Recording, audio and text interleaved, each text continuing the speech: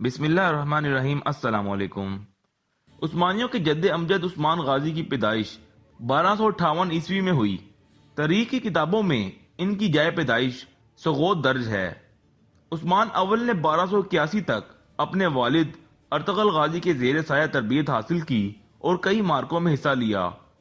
اپنے والد کی وفات کے بعد وہ اپنے قبیلے کے سردار بن گئے اور یہیں سے عثمانیوں کے بازنطینیوں کے خلاف 200 سال پر محیط طویل جنگی سلسلہ شروع ہوا، جو بالآخر قسطنطنیہ کی فتح اور بازنطینی سلطنت کے خاتمے تک جاری رہا۔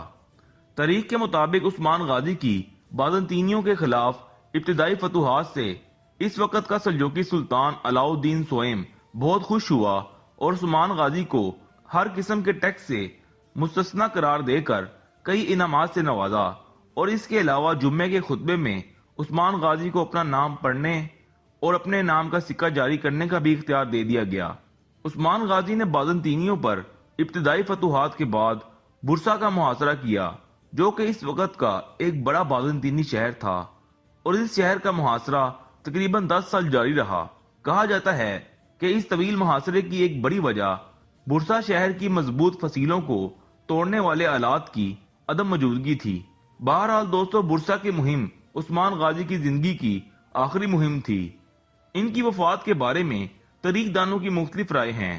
مشہور عثمانی تاریخ دان عاشق پاشا زاد بیان کرتا ہے کہ عثمان غازی کی موت کی وجہ ان کے ایک پاؤں میں زخم تھا، جس کی وجہ سے انہیں شدید درد رہتا تھا اور اسی وجہ سے ان کی موت ہوئی۔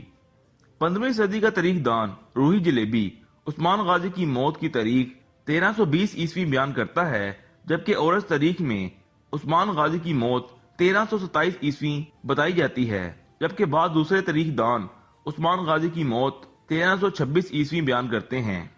لیکن جدید تحقیق کے مطابق ترک تاریخ دان نجات سکاگلو کہتے ہیں 1320 عیسوی کے بعد عثمان غازی کے نام کا ذکر کرنے والی دستاویزات کی عدم موجودگی کے باوجود ایسی دستاویزات موجود ہیں جو 1324 عیسوی میں اور خان غازی کے تخت نشین ہونے کی تصدیق کرتی ہیں۔